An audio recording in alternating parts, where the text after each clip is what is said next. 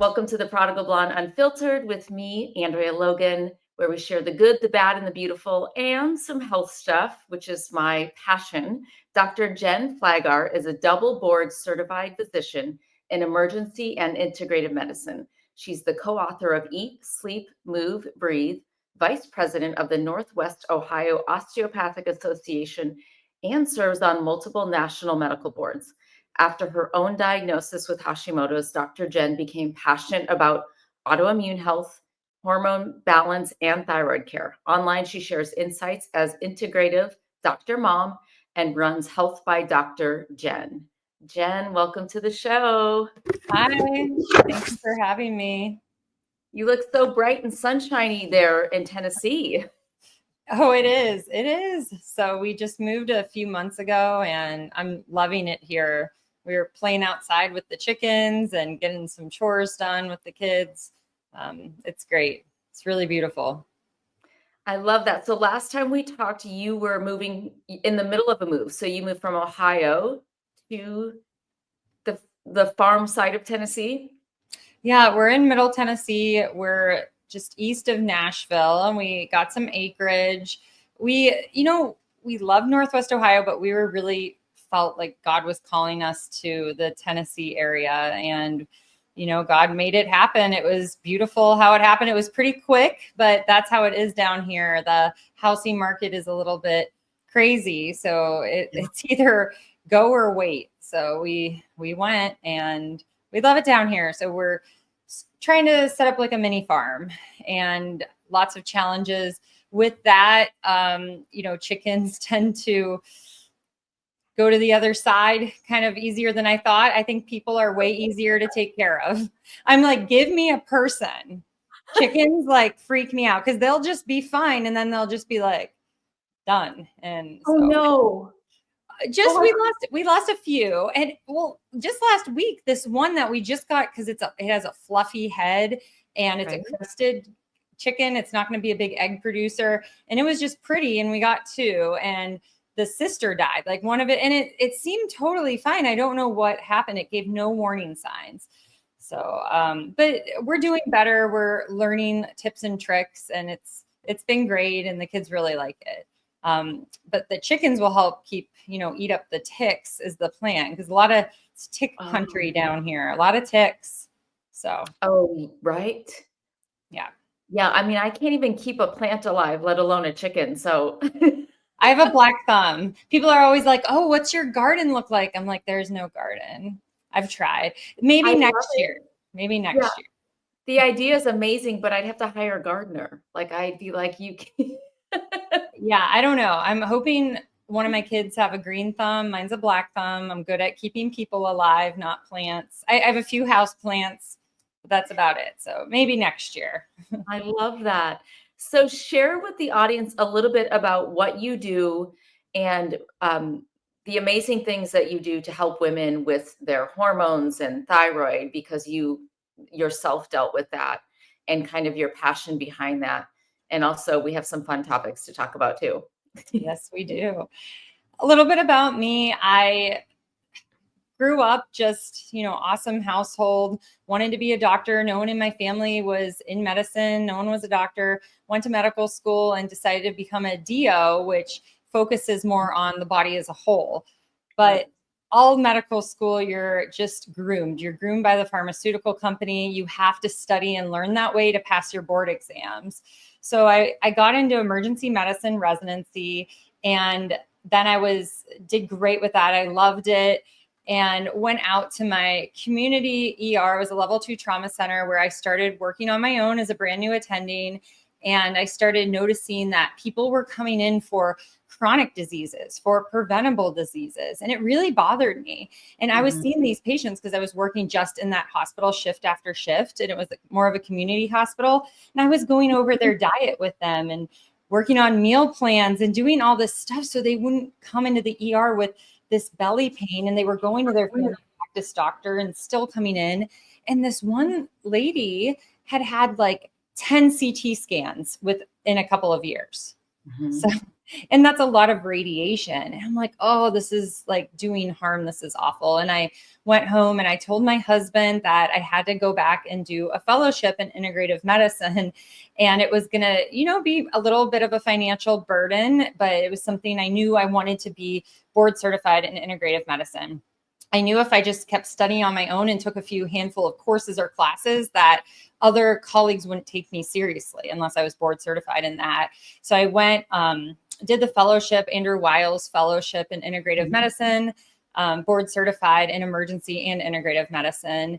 And then I left out the part where in medical school, I was diagnosed with Hashimoto's thyroiditis. And I was told that there was nothing I could do for it. And I believed that because I was a medical student.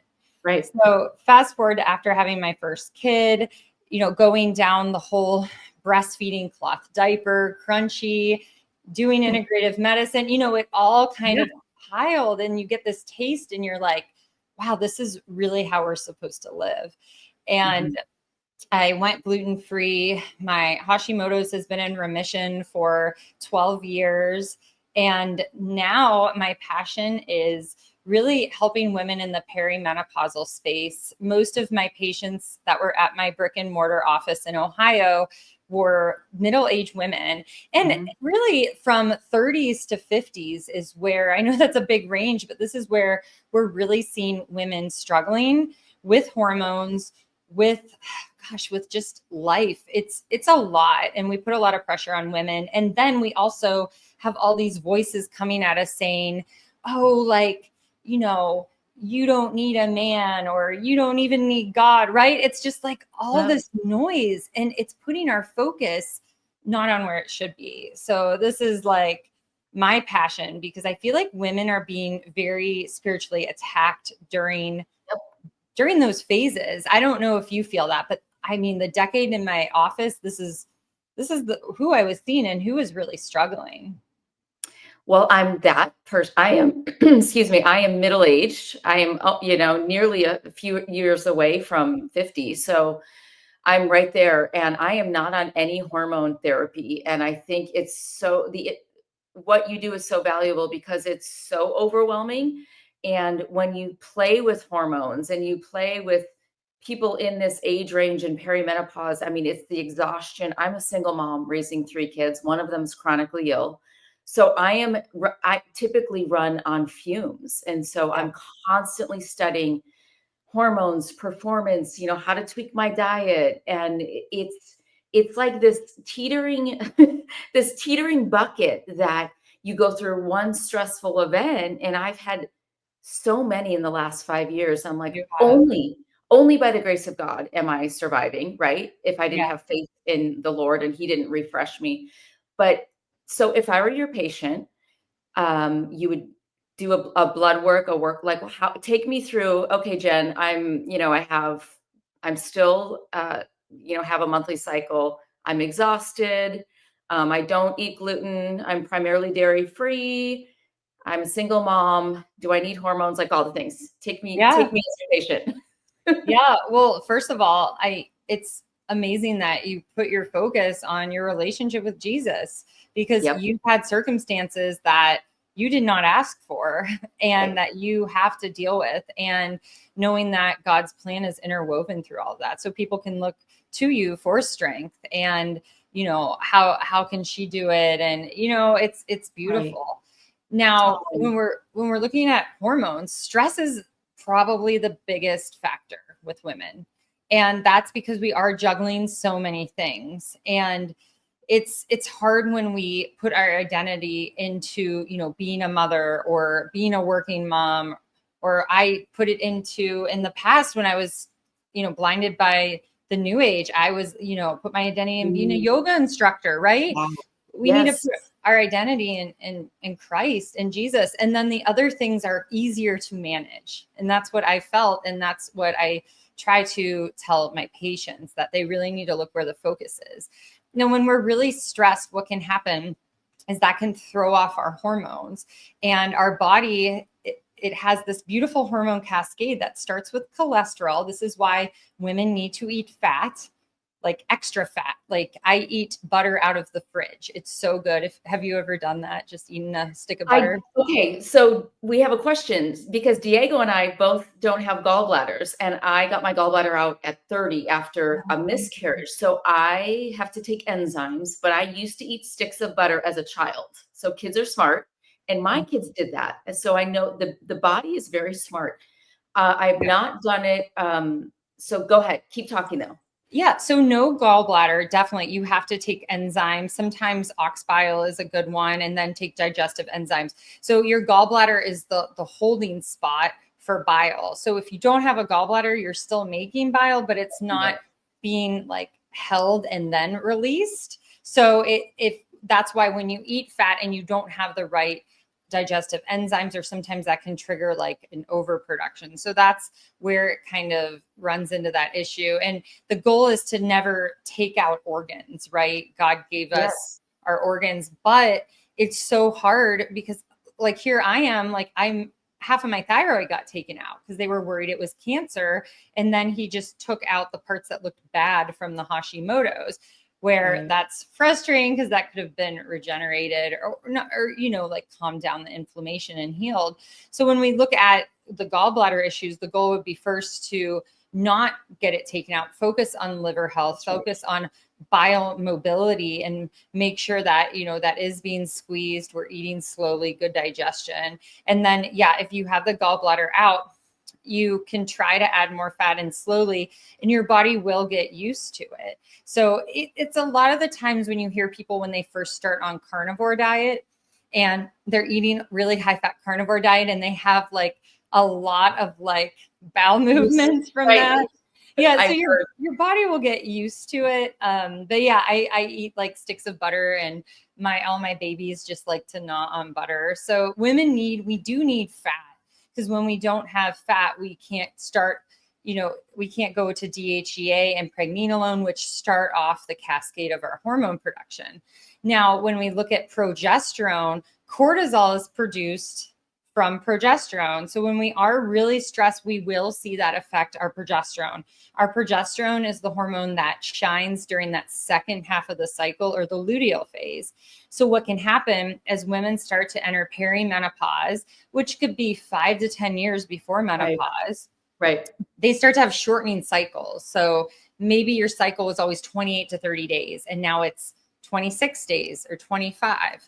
So sometimes we'll see that happen first. Now, it's because that progesterone is going lower. It's going lower because of aging and the transition, but also if women are stressed, that's just going to exacerbate it and make it worse. So you get this estrogen dominance picture, okay? And then a lot of women also have estrogen dominance because genetics, they can't detox their estrogens, or just exposure to xenoestrogens or environmental endocrine disruptors in the environment. So we have like so much going on and coming at us. And then you'll start having these weird symptoms where the week before your period, you're super irritable, like something that usually doesn't bother you. Really? Okay. Yeah. So you might need a little bit of something. So I'll tell you what to do after that. So yeah. So you could get a little irritable. Anxiety can be a big symptom that's surprising during perimenopause. Palpitations, weight gain, bloating, heavier periods, all of these things. Maybe cramping and you've never had it before. So a lot of these things can happen. And we focus on a few things. So stress reduction, estrogen detoxification, and then we can support progesterone either with chaste tree berry, which is a supplement. And another option is bioidentical progesterone. And it depends on age and then also labs. We like to test and not guess. Yeah. If the progesterone really tanked and say, do you know when your mother went through menopause? She actually had a hysterectomy. So she has passed away. She was 35 when she had a hysterectomy. So so she never really had that. That was she had fibroids. So I have and fibroids, and usually women that have had hysterectomies at a young age, it's because of an estrogen dominance type symptom, like fibroids, heavy bleeding. Those are all signs of too much estrogen. And what are they told? They're put on birth control, which is actually covering up and suppressing the whole problem, because you're still going to have that problem of estrogen metabolism, and then you're putting in fake or conjugated equine estrogens into your body, which actually cause more DNA damage and do more harm. So it's a very flawed system. So you're probably, from all the things that you do from like a health and biohacking like picture, that's probably why you're doing so well so late into perimenopause, because your genetics, you know, you should be struggling more, but if you were just doing all the normal things, right, you probably would feel a lot worse. So progesterone during that luteal phase, that second half of that cycle, day 14 to 28, a little bit of progesterone, it really goes a long way. It's very nice, and can help take that edge off and calming if the progesterone is low. And topical, we do a lot for younger women. For women that are older and perimenopause and menopause, we stick with the oral compounded progesterone, and we do it in a sustained release formula. It's very nice before bed. And how it converts through the liver, the byproducts that when it's broken down in the liver through oral absorption, it's really good for sleep. So progesterone, the breakdown products are going to activate the GABA receptors in the brain, which are the same receptors that drugs like Xanax, that's what activates GABA. Yeah, so very calming. And I love my progesterone at nighttime during the luteal phase. I'm like out. I get really restful sleep. And when women are aging, that is when they start to have sleep disruption in their luteal. Yeah. So it's kind of like this vicious cycle. And it's really hard because women are just very unsure of what's going on. So we just have these like complaints. So you take those complaints to your conventional doctor or doctor that your insurance covers, and they say, oh, you're depressed, you need to go on antidepressants, or let's just put you on birth control. Where then, like, if a woman's on birth control and they're going through perimenopause, they don't even know when they go through menopause. And then they're not going to have that cue to start estradiol and hormones that, at menopause, that will protect their brain health, their heart health, and their bone health. So it's this very, it's a crazy train right now. I mean, I really can't deal with how women are treated in medicine right now. It drives me bonkers. I love that. And so, okay, so I have a question. Is it true that eating a raw carrot, like a one full raw carrot, helps detoxify estrogen? Is that true? I would rather have a woman eat broccoli sprouts, because we know that has something called I3C and DIM in it. So I3C converts to DIM. Yeah. So broccoli sprouts would be better in that sulfur producing. That carrot trend, I mean, it's going to be helpful and provide some cofactors to help with estrogen metabolism. And if you eat a carrot with fiber and it's that nice sweetness, it's going to detract you from eating like sugar and stuff. But I think that's more of just like a hype, right? I think that, yes, it can help, but is that where I would put all my eggs in the basket? No, because that's what we're not seeing from an estrogen breakdown. So are you saying broccoli sprouts like during the luteal phase, or like a specific? Yeah, I mean, so using food as medicine, you could just do it throughout the cycle, but specifically the luteal phase, because it's really going to help break down and help that phase 1 of the liver enzyme breakdown and go down the good pathway. So there's a good pathway, a bad pathway, and an ugly pathway for estrogen metabolism. And this 2-hydroxy pathway is the good pathway. And having proper cofactors and things in liver health and things like broccoli sprouts or I3C and DIM will help that push, help kind of, let's go to this pathway body instead of going down the other ones. So it's a really good option. And I do have patients take DIM just as a supplement also, depending on if we test their estrogen metabolites, if, they are really going down favoring the pathways that aren't as good for their body. Yeah, I have DIM in my pharmacy of supplements. I have supplements. I think I have more supplements in my kitchen than I do dishes, but that's okay. Another question regarding cycles. So I get and I have not been able to. Well, first of all, I have MTHFR and also migraines. I get migraines either before, during, or after my cycle, and I do have the MTHFR. Do those? Is that something because I'm not detoxifying, or is that just a dip in certain hormones?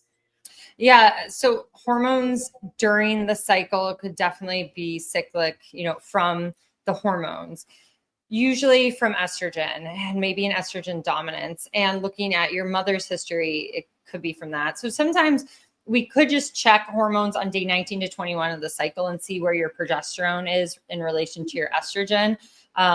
Sometimes when I'm tracking patients with specific migraines and we've tried kind of the low hanging fruit, we will do an actual saliva hormone test on like 4 different parts of the cycle and see what's going on with the hormones. But usually someone that has like headaches and migraines surrounding cycles and it's cyclic, we really look at detoxifying estrogen and then supporting progesterone, because usually they're deficient in progesterone, whether it's an aging thing, whether it's more of the estrogen is overpowering it, but that's usually what we see. Yeah, it's probably a combination, right? Yeah. But Yeah. And yeah, it's sometimes a lot of things coming in. And if stress, if you notice it when there's more stress, we talked about stress in relation to progesterone.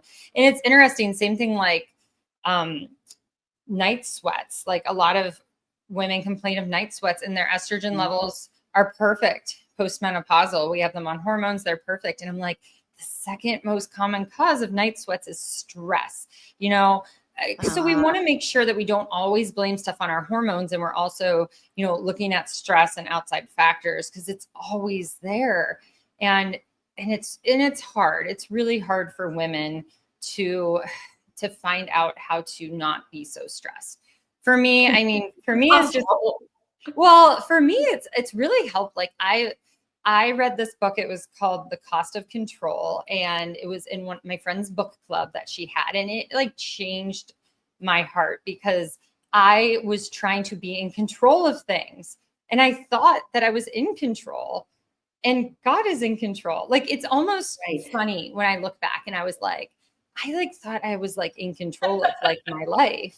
So I give everything to God now, but it makes sense because look at my training. Like I had to be in control. I'm in control running a code in the ER, running a trauma when, a gunshot wound comes in. Like I have to be in control there, but that's so flawed. So that's one thing that helps with my stress. And then progesterone helps with stress. Yep. Adaptogens. I really like L-theanine. Mm-hmm. I had a patient, it was really cool to see it in the lab work. So we did a 4-point saliva cortisol test. And this is the gold standard to see what your cortisol is doing. It's saliva testing. It's 4 points during the day. It should look like a little lounge chair where you start high, it goes down. You get just like a little bit of an up, but not really high in the afternoon. And then it goes down for nighttime. Now I had a patient that around 3 o'clock, her cortisol was so high. It was almost as high as her morning cortisol. And I'm like, well, what's going on? Was this a normal day? And she's like, yeah.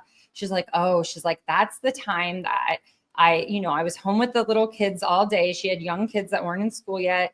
And she was trying to make dinner, catch up on the house, tidy everything up before her husband came home from work. And it was really stressful on her.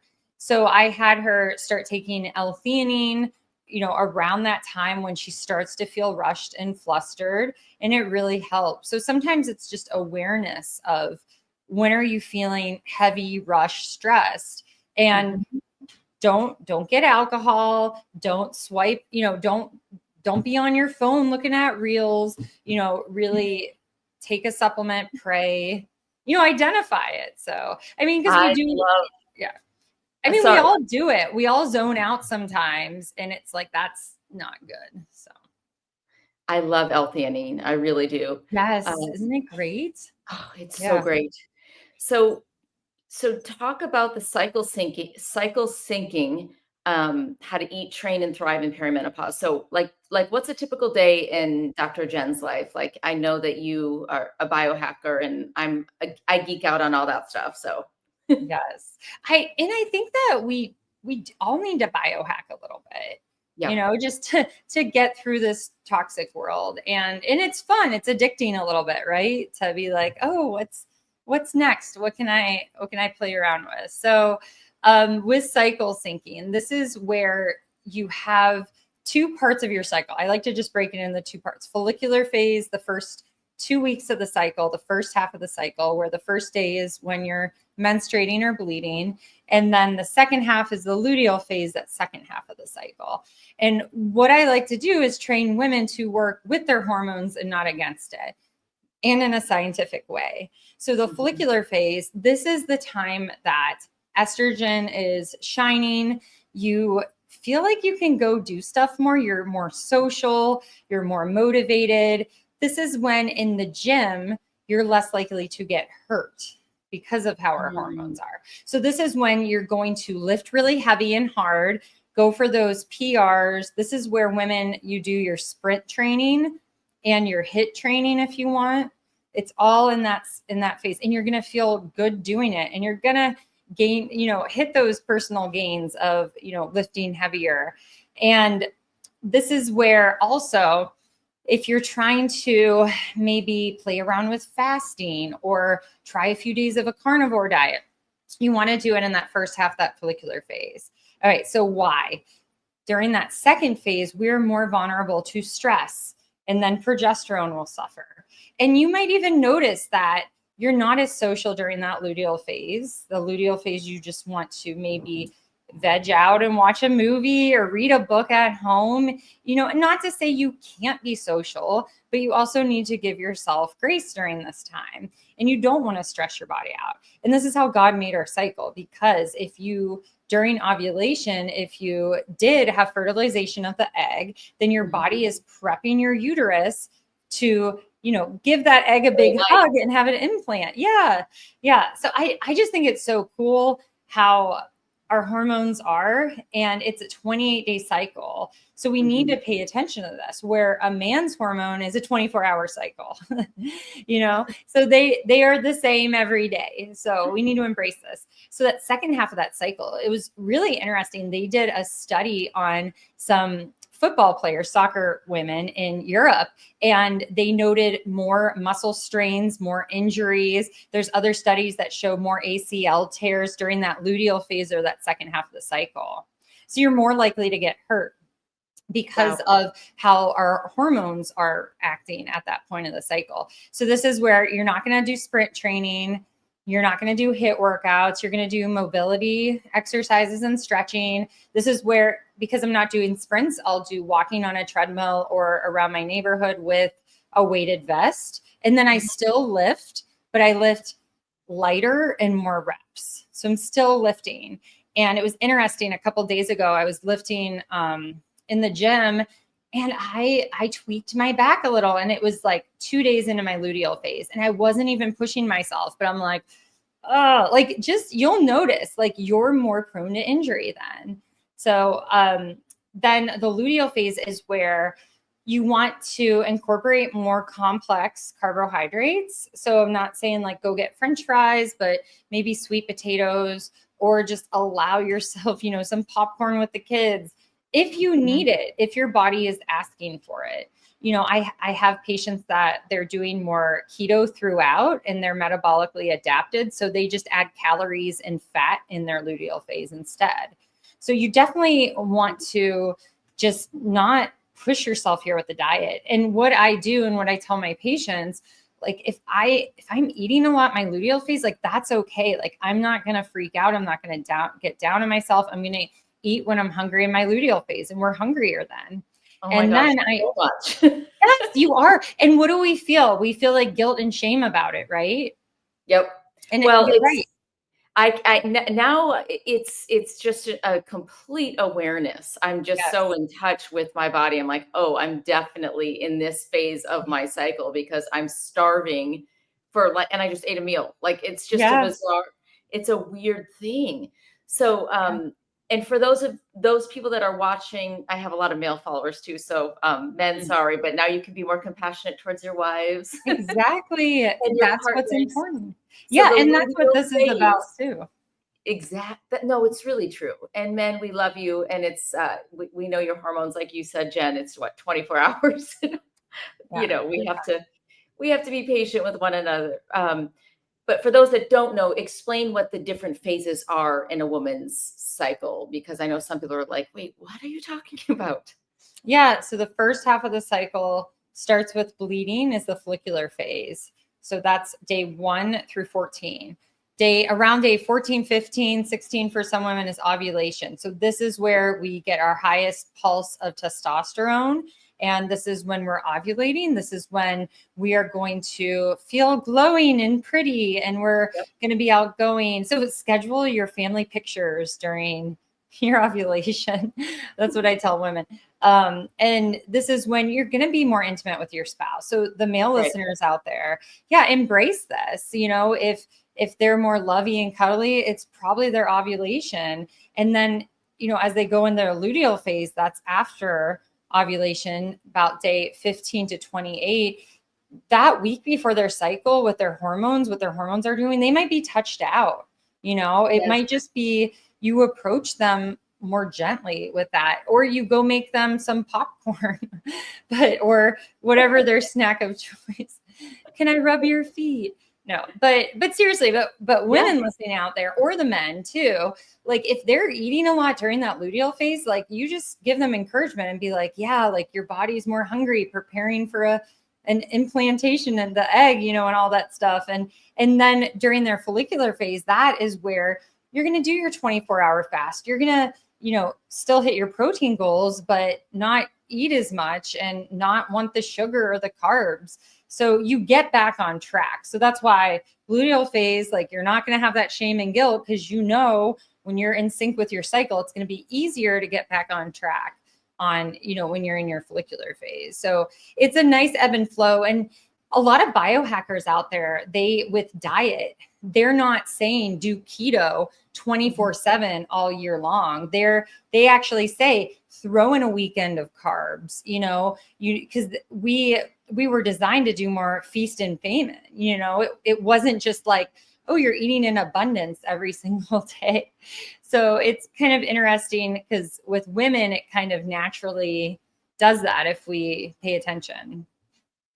Oh my goodness. It's so fascinating and helpful, I think, too, for men listening as well, to know what women are walking through.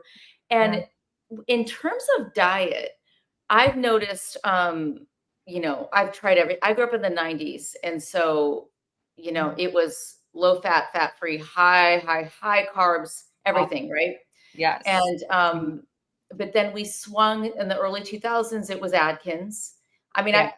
I'm a certified personal trainer, so myself and my clients, I've tried everything: the zone diet, the Atkins, the low fat, the high fat, the vegan. Now it's keto, carnivore. My son's primarily carnivore. Nice. What would you recommend for women? Like you were saying, women need fat. What if they don't crave beef or crave fat necessarily? What would you start them with? I would just say start cooking with it, and, cooking with real butter, real food, real salt, and then they'll develop a taste. It is very interesting, because I used to only like lean cuts of steak and meat, like filet. And I joke with my husband, I've graduated, because ribeye is my favorite steak now that I order at a restaurant.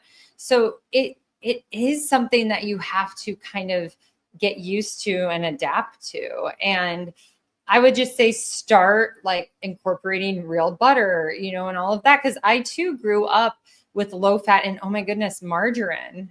Like, Yes. isn't it terrifying to think like Plastic. I used to think margarine was like, okay. And yeah, we were just like, and also when we were growing up, it was like the super skinny models were in.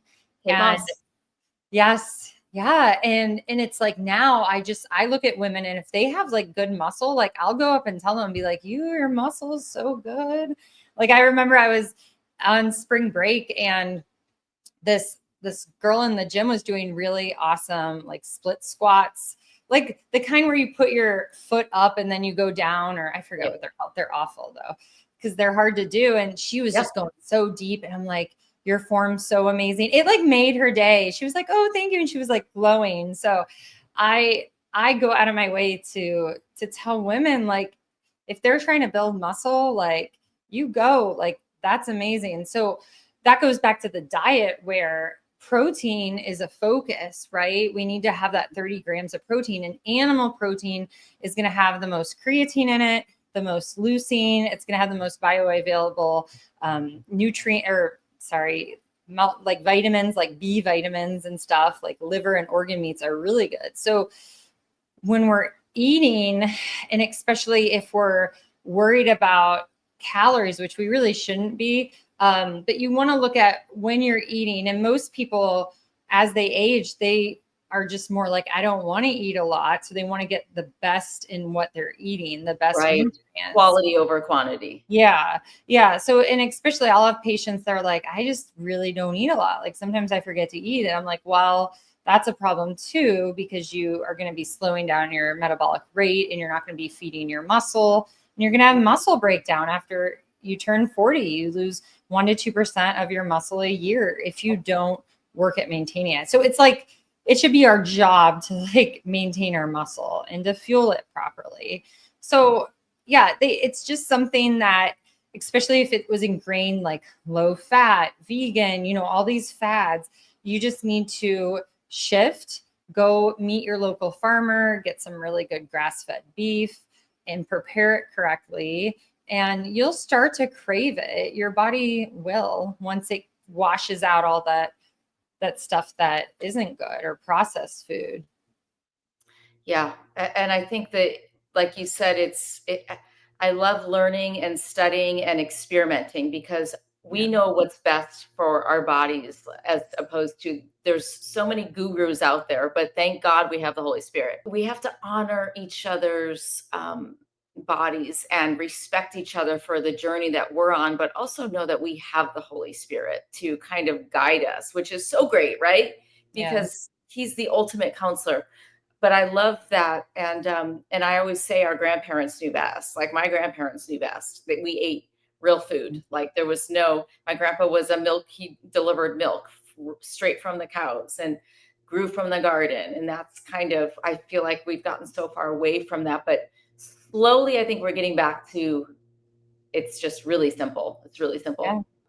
I ate it. I just felt like the first 6 months of going vegan, I felt good.